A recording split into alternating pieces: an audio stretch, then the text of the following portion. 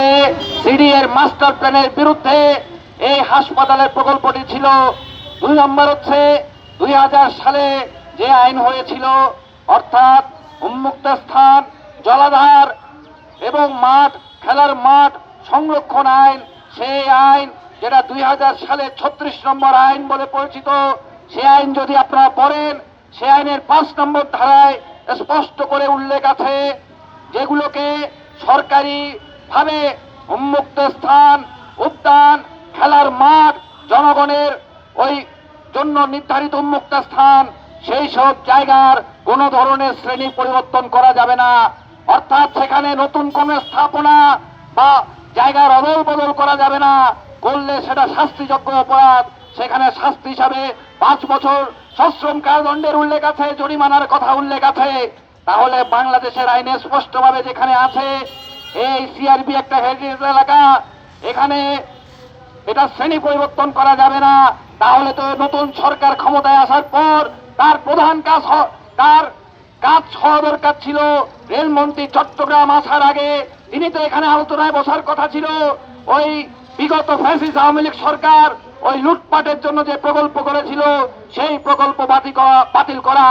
আমরা দেখলাম গত 1.5 বছর অন্তর্বর্তীকালীন সরকার, ইউনূস সরকার, তিনি ওই লুটপাটের প্রকল্প বাতিল করেন নাই।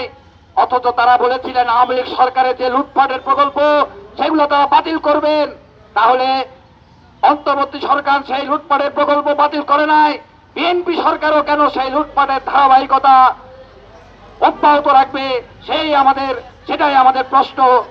ঐতিহাসিক জায়গা, সেটাকেও আজকে ঐতিহ্যিক এলাকা হিসাবে সেটাকেও ঘোষণা করতে হবে যে প্রতিরোধ যুদ্ধ পাকিস্তানিদের সাথে, সেখানে ক্যাপ্টেন রফিক, সে ক্যাপ্টেন ছিল তখন, সেটা তারা করেছিল। বন্ধুরা আমার, আজকে গাছ কাটা, গাছ না কাটা, এটা কোনো প্রশ্ন না। মানুষকে ধোঁকা দেবেন না, ব্রাইব করবেন না। ধোঁকাবাজি, প্রতারণার রাজনীতি বাংলাদেশকে ছেয়ে ফেলেছে। ধোঁকাবাজি, প্রতারণা থেকে বাংলাদেশের রাজনীতিকে মুক্ত করা দরকার। তাই বন্ধুরা আমার, এরা ধোঁকাবাজি জানে, প্রতারণা জানে। এরা শেখ হাসিনার আমলে বহু কিছু বাতিল করছে। এটা বাতিল হয় না কেন?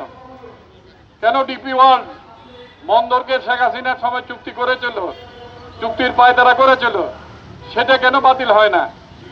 কেন গোলামির চুক্তি হয় আমেরিকার সাথে, যেটা আমাদের দেশ তো বন্ধক হয়ে গেছে।